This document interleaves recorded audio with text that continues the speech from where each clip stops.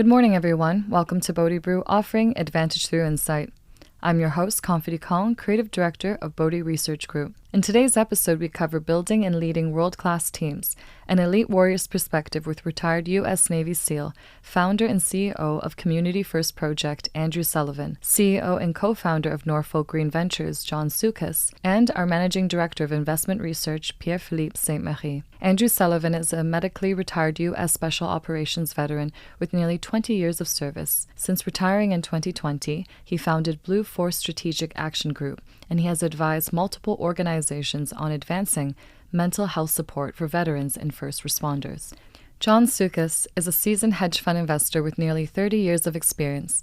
In 2021, he co-founded Norfolk Green Ventures, a private investment firm focused on seaweed and blue tech innovation. John is also an active supporter of veteran-focused organizations and was awarded the Navy SEAL Legacy Foundation's 2023 Patriot Award. So sit back, relax, and enjoy a cup of brew with us.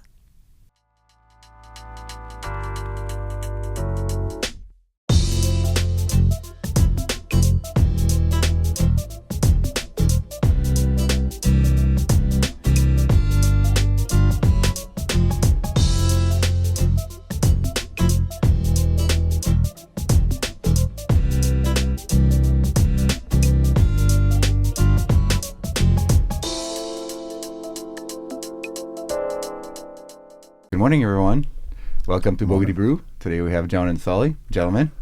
Thank you very much. Yeah, thanks. Great to be here. Let's get right into it. Yeah, thanks for hosting. Well, before we get into it, Andrew, I just wanted to thank you for your service.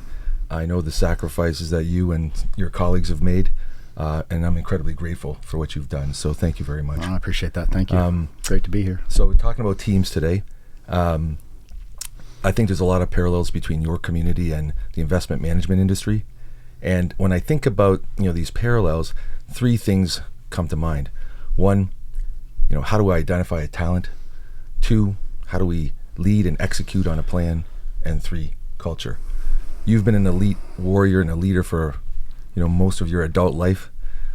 I think it'd be really interesting for us to start with talent and, walk us through some of the characteristics that you're looking for and traits that you're looking for people who you think can really perform. Two, some of the things you're trying to avoid. And lastly, sometimes people don't cut it. And how do you think about that decision-making process in terms of, pushing people out and transitioning? Yeah. Over to you. Over to me. That's a lot for one question, but let's give it a go. I think being in my community is truly an honor. And as being, at the top percentage of your field, it's a lot harder in many ways, but a lot easier in many ways to select talent. And when we talk about the SEAL teams and being at a tier 1 level in the SEAL teams, is I already have a pool of candidates that are highly qualified to be there and are proven at the job, meaning most of the guys who already get to that level have done multiple deployments and been selected specifically for things like fitness and physical resiliency and the ability to overcome some of the training obstacles that they're going to see throughout the time going through selection. So we really have to find ways to identify certain attributes in these candidates that we think will fit into that tier 1 level, meaning the top 0.001%. Yeah. So you're recruiting already from an existing... Correct. We're recruiting already, and if anybody who knows the SEAL teams, they've heard of BUDS, which is Basic Underwater Demolition SEAL Training. That's where we start, and we usually lose 75 to 80% of the candidates. Okay. And they quit. Wow. They physically quit because they can't do what's being asked of them. But what I tell people is you're not really learning much at BUDS. Yeah. You're just not quitting. You're showing that you are tough enough to be in this type of physically demanding, stressful environment, and you're not going to stop trying. And once you get through that, then you start to learn. That's why you go to a SEAL team and you get experience and do your deployments. And it's usually about 6 years in the military at that point. Okay. And then at the tier 1 level, now that's who I get to select from. Okay. And so we're looking for candidates. We're assessing them based on physical and standards and reputation amongst their peers. But the one thing, and maybe you agree with this or maybe you see this, but the one thing I think that makes a better candidate at that level is the ability to manage stress and problem solve under extreme stress. And we do a really good job of recreating that stress in training, in selection, to be able to cherry pick the candidates we want. And sure you see this, but we want a very specific person. And we find that a single attribute typically represents some of the attributes we're looking for, but it's the easiest way to assess. And it doesn't mean you're a bad SEAL if you don't make it through that course. It just means you're not the person for that specific job. And at that tier 1 level, the job you're doing is very, very fast paced. It's dynamic. And we need people that can operate in a dynamic environment and make sound life or death decisions on the spot. Yep. So, the ability to manage stress is significant. And I'm sure it is in your world as well. Yeah, it's all about execution, and if your mind is not in the right place, as Pierre knows, as an investor, you're going to make bad decisions. It's psychology. Exactly. The first 2 years in trading generally are good proving grounds. A lot of people get weeded out. This 75% rule probably doesn't apply. Maybe it's closer to 50, but you get a lot of people get weeded out the first 2 years. Yep. Yeah. And then you start taking some real risk. Yeah, If you make it through there. I mean, if you think about our progression, we have guys that have multiple combat deployments. They get selected for this course, and over 50%, 50 to 60% won't make it. And these are people that have never failed. They've been successful their entire lives, and they got to this point in their career where they're among the elite in the world. And now they're not quitting. They're being told, well, we're sorry, you're not good enough. You don't have the attributes we need to be successful at this level, which is kind of amazing when you think about the caliber of person that we're talking about here. Mm-hmm. So it really is an elite organization made up of the elite warriors. So it's kind of fun to be a part of that and see the process of selection and how we do it. But to answer the attributes questions, obviously being able to manage stress, but we want people that are mentally resilient. We want people that can get knocked down, get back up, forget about what just happened, learn from it, and continue on and not make that mistake again. We want people that are adaptable, people that can solve problems and work the gray area and get things done and not be constrained by some of the things that you would see in the traditional conventional forces. I think there's some interesting parallels between what you talked about and that selection process. So many of the people in our industry, they're all smart, straight A students. All of a sudden now, instead of being right 99% of the time, you're barely right 50% of the time. And mentally, that transition, a lot of people struggle with that transition because they're just not used to it. On a trading desk, you don't think about it when you go in, but on most days you're going to get some jabs. You're not going to be winning all the time, and then some days are going to feel like uppercuts. You're going home, and you're going to be going, little bruised. Oh my goodness, that is so tough. Yeah. So this mental toughness too is part of our industry. Huge part of what we do. You have to be resilient. You have to be able to adapt, and you have to be able to accept failure because you're going to fail. Yep. If you're at a tier 1 level or a top 0.01% of your field, you're not right all the time. You make mistakes, you fail, and typically if you're at that level, your failure comes with consequence. Mm-hmm. In our world, that could be someone dies. That could be a failed mission. That could be, we lost a hostage. There's so many really, really dire consequences to making a mistake. And if you let that eat you up, or if you're afraid to take risk because of it, then you're going to struggle in that world. Yeah. No Thank pun goodness intended. in our industry. Yeah. That bad. Right? No pun intended, but you can't be gun shy once Agreed. things go wrong. Exactly right. So, in terms of, how about some of the traits that you're trying to avoid? Like, what are the red flags, things that you're trying to make sure that doesn't infect the team or the process? Yeah, and it happens a lot. Even at the highest level, you have people that will get through because they can play the game really well and be someone that they're not actually, but eventually the true person comes out.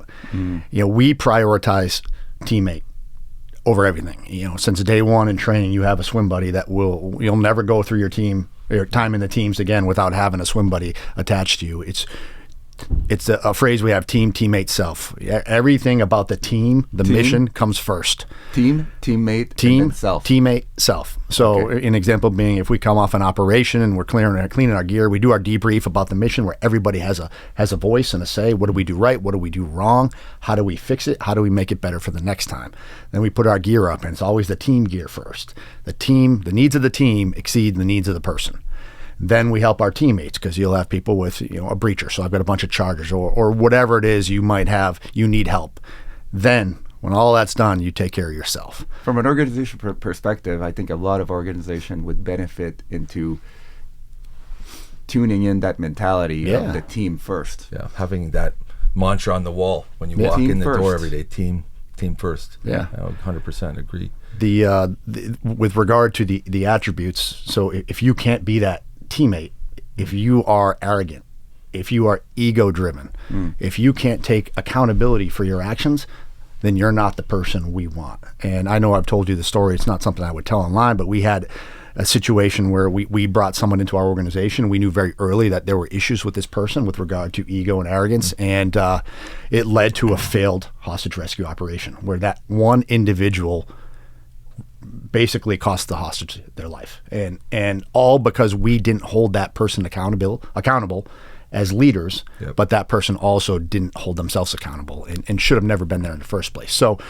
huge consequences on my side, in my world, life or death. And if you have these standard operating procedures, you have these guidelines of what you do want or what you don't want, and then you choose to ignore them, there's a reason they're there. And when you ignore those guidelines, bad things can happen. Got it. One thing too, in terms of arrogance and ego, is it leads often to not accepting criticism, right? Yeah, absolutely. And that, I mean, we've noticed this in our industry, and that's a telltale of someone who is going to probably cause some trouble. Yeah. Is that something that you've noticed too? It absolutely is, right? Because they, for whatever reason, if you can't take accountability for your own actions, you can't grow as a team and be better. You're going to lose the trust of your teammates, and you're going to create stress, drama, tension, whatever it is. And there's just no time or room for that. And that's in that world. something too in an organizational setting that it would be so important, the message, to adopt. Like, team comes first. Make sure you check your ego and your arrogance at the door. At the front door. Yeah. And take your criticism and, build a constructive debrief for your mission, whatever it is. And that starts at the top, right? We're talking culture now. We're talking about building a culture where that is, I know if I make a mistake, I can open up to my teammates, to my team, tell them what I did wrong, no matter how catastrophic or bad it was, and work to fix it. Well, obviously, if it's something unsafe or you might lose your job, but on a day-to-day basis, we do a really, really good job of the hot wash. I know we've talked about that before, about coming off of a training exercise, an operation, really anything, and sitting down, and everybody has a voice. At any level of leadership, the brand new guy has just as big a voice as the seasoned veteran when it comes to addressing mistakes, addressing successes, and prioritizing how you fix them for future operations. But that brand new guy, though, is selected already from He is selected. experience. So, but he's an elite performer at an elite command. But if you're all elite, you're all the same at that point, right? Yeah. So he has to have a voice, and that voice has to come with a recommendation. We're not just quote unquote bitching, right? Yeah. We're up there trying to fix the problem, and we're trying to make it better. And then we're sharing that with the rest of the teams, because we don't want them to make the same problems we had, and we want them to be able to grow the way we're growing. It's really interesting. There's a book called Black Box Thinking, and it talks about the airline industry and how much the airline industry has improved and evolved because of the black box. Yeah. It's a objective review of what happened, and it seems like the hot wash in many ways is that black box model, right? It needs to be. Yep. And it comes from the top down of having that culture where you are encouraged to share failure. You're encouraged. And, I see this a lot now in the work I do with law enforcement is if someone makes a mistake, you hide it. You don't tell anybody because you don't want to get ridiculed. You don't want to get demoted. You don't want to get taken off whatever position you're at.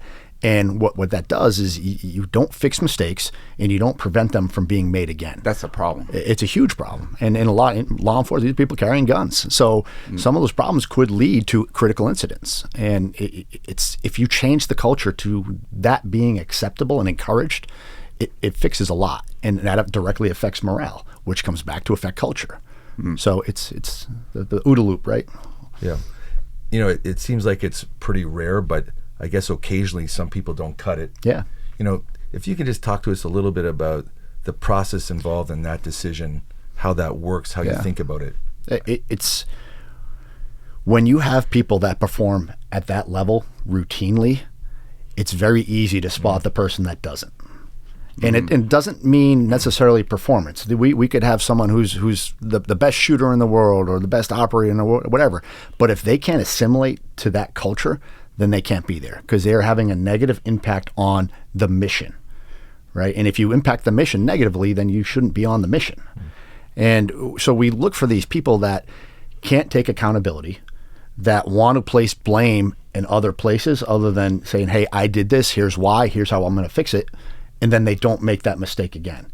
You only get one or two opportunities to make a mistake, a significant mistake, And unsafe. Are you talking about similar mistake or just a mistake, period? Well, if it's unsafe, it doesn't matter if it's similar or not. Meaning if it creates a potential life or death situation for other teammates, and that happens, then you get maybe one mistake and you're gone. But there are other mistakes where it could damage the reputation of the command. It makes it harder for us to get jobs. If someone gets a DUI, right? That's significant in our world, right? Because that bad press is, well, what is that command doing? We're not going to send operations over there anymore because they're a bunch of clowns. It's the mental mistakes rather than the physical stuff. So when you have a bunch of high performers, especially when we're really working, when the war was at the height, you don't have time for that.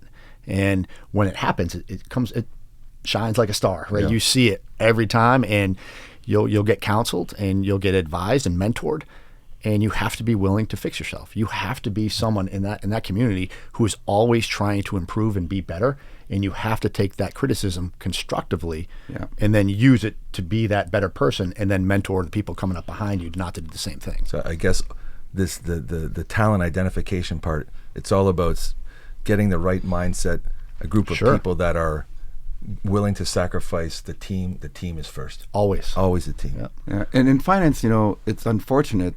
I don't know if you've noticed the same thing, John, but often people got off ramp because of P&L losses. And to me, that was never a great indicator of someone's performance. Like, you're under live fire, you make a decision that doesn't turn out to be the right way. The process is often to blame, but people get blamed personally for this. So, I mean, that would be a place where learning from elite soldiers, elite anything in other field would be useful, I think, from our industry. Yeah, because we're talking about attributes, not job performance necessarily. Exactly. Yeah. So why don't we transition and kind of go to point number 2? All right, let's talk about leadership and execution. Oh, great. If you had advice for a young leader, what would it be? A couple things, and I know we've talked about this, John, but in our community, it's very different than the rest of the military. People have this hierarchical view of leadership in the military, dictatorship, whatever you want to call it, very, very pyramid. In the special operations community, and I'll give Rich Davini the credit for this because I first heard it from him. He wrote a book called The Attributes, which he was my commanding officer. And it's a book that talks about the things that we're talking about that we try to identify and how we prioritize those attributes for the position. But he has this concept of dynamic subordination. And really what he means by that is in a leadership environment, let's say on an operation, you have a commanding officer who is overall in charge. But when a point in an operation comes up that someone else needs to take leadership, it's dynamic. And you could be a junior guy, but your primary mission is, say, a breacher, explosives. And you get to a point in an operation where you are now breaching. That person takes control of the operation and runs it because they are accountable for the safety of the team. And it's a very high profile, important position. For that part of the mission. that part. And then when it's done, it goes back to that leader. And then when your time comes up to execute your portion, you take control. So dynamic subordination, everybody has a voice, everybody has a leadership ability, and everybody has their part, piece of the puzzle that they take. And leadership. It's a formalized concept. No, it's very informal. Okay. And what I would say is, as a senior, as a leader coming in, an officer enlisted role, you have to be willing to allow your people to work. Right? Okay. They're there for a reason, especially if you're selecting in the way we're selecting that you want a very specific skill set. You have to let them lead. Right? You can't hold them back. So that's one thing I would say. No micromanagement, basically. None. Yeah. And then I love to talk about my 5 rules, and we've talked about that before. We talked about it at the symposium yesterday, but when I was a brand new guy at SEAL Team 2 and getting ready to go on my first deployment, my senior enlisted, so we'd call him the mentor. He was the experienced old guy. He walks in the team room, slaps a list up on the door, and it's his 5 rules for the new guys going on deployment, because we're obviously we're scared. This is early on, and we're going into Iraq. Never been in combat, have trained now for years to get ready for this one deployment. And what was really genius about it was just the rules. There was no qualifier, there was no descriptor. It was here's my rules, and you have to adapt that to your perspective. Okay, so you got to figure out what it means to you. And I really loved that, and it meant so much to me at the time that I still talk about it. And I teach this to new guys. And to share it with you, I thought I got a good reception yesterday, because you take the rules and you apply it to what you do, whether it's in business or military or sports or whatever. Everyone was writing them down. Absolutely. Right? So for me, I look at it now as I get older as leadership. You know, how am I a better leader? How am I mentoring younger people and encouraging them to be better? But rule number 1 is be cool. And be cool. Be cool. And I love that. And I'm not like, hey, not Fonzie cool, but calm breeds calm. And if you can be calm breeds calm. Yeah. And if you can be in a leadership position under extreme stress and control emotions, and your response is calculated and deliberate, then you are encouraging your subordinates to act in the same manner. So in trading, don't break your phone. Don't break your exactly. keyboard. Yeah, exactly. That's it. So just be cool. And rule number 2, be aggressive. If I can just jump in here for please. 1 second. It's funny because I remember sitting at a table, we were having a discussion with one of your colleagues, and I'm thinking about what are your attributes? What are the things that you're really good at that differentiates you? And I said, give me the list. And he said, I'm funny. And I'm like, that's not what I expected, but I think that relates to the be cool idea. Yeah. Things are tough. Things get really stressed. By being a little funny, just cool breeds cool. The rule speaks to attributes, right? There's a reason you act this way. There's a reason we want people that can manage stress. Yeah. And if you stay calm under fire, that's a person I want to follow into combat, right? Rule number 2, be aggressive, and not necessarily physically aggressive, but you have to, in this community or in any top performing community, you have to be able to make yourself better every day. So one way to interpret it would be take initiative. Aggressively trying to find better ways to solve the same problems. Looking at technology, advancements in training, past incidents and failures, and using that in a way that you're aggressively trying to improve and be the best person in the room. You always want to be the best person in the room. And when you stop being that person, someone's going to replace you. Yeah. And I've always had that mentality of I'm being selected every day. And the second I am not the one they select, that means I've lost my job and someone's going to do it better than me.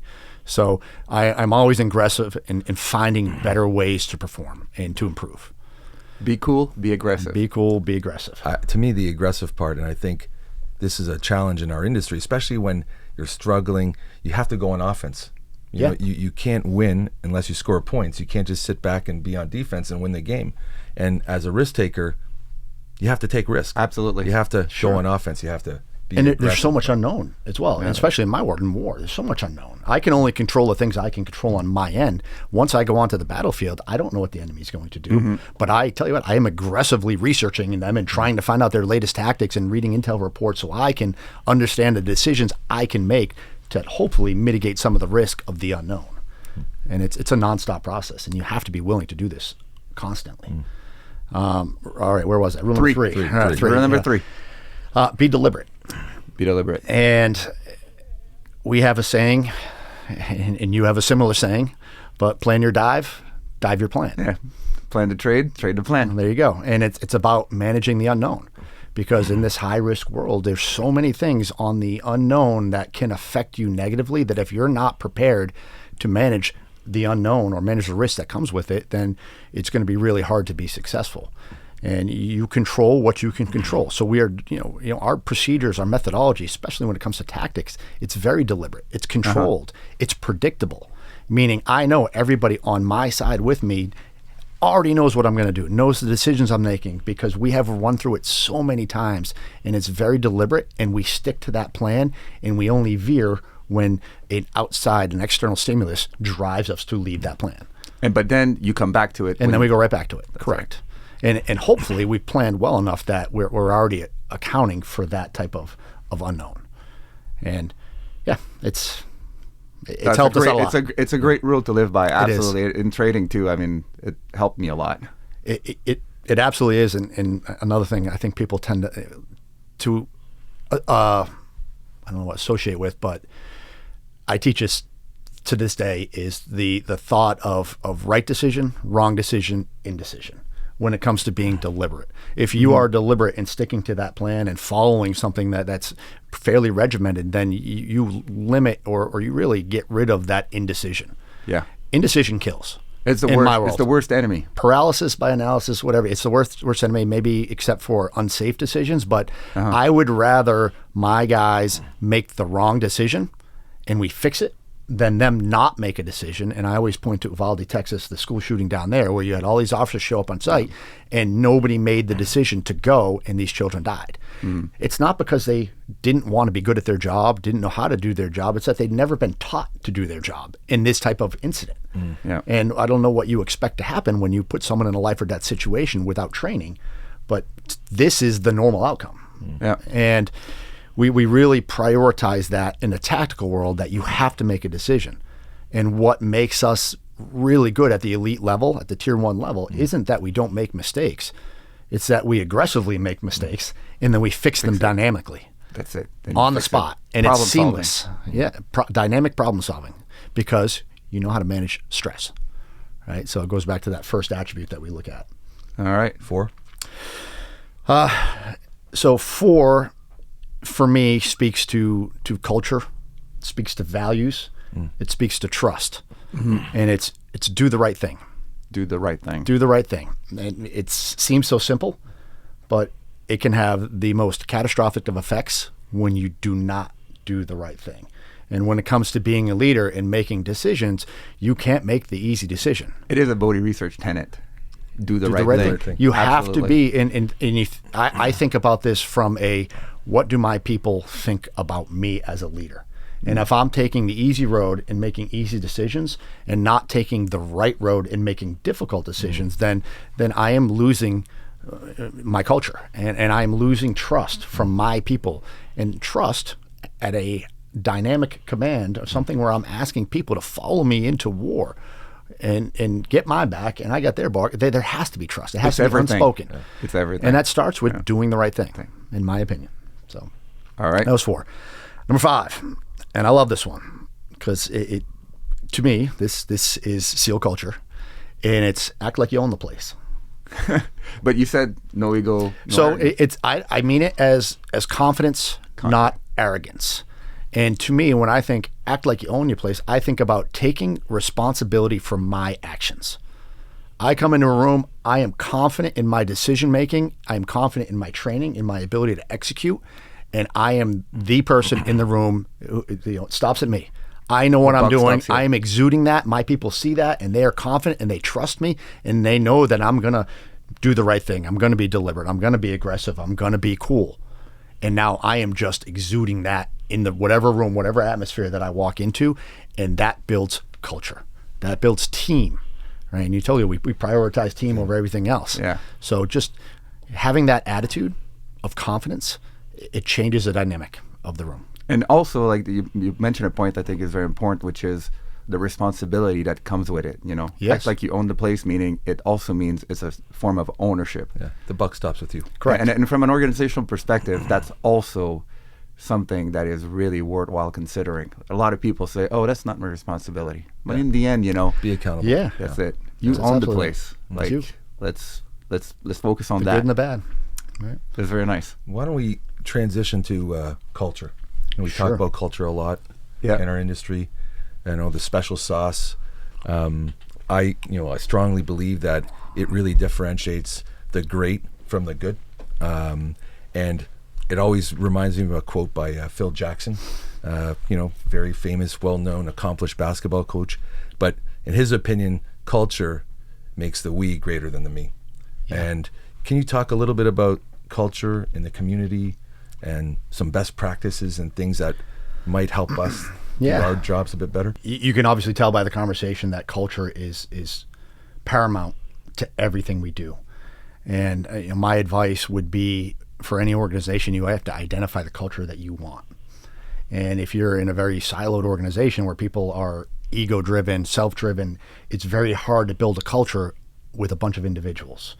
And the contra of that, though, is that if you do respect the rules, you will build a culture of trust. Sure. What's the culture you want? That's what I would ask. And us, we want a very team-centric, because we build it from day one. We breed this into our candidates in the earliest of training, that you have to prioritize mission and team over self.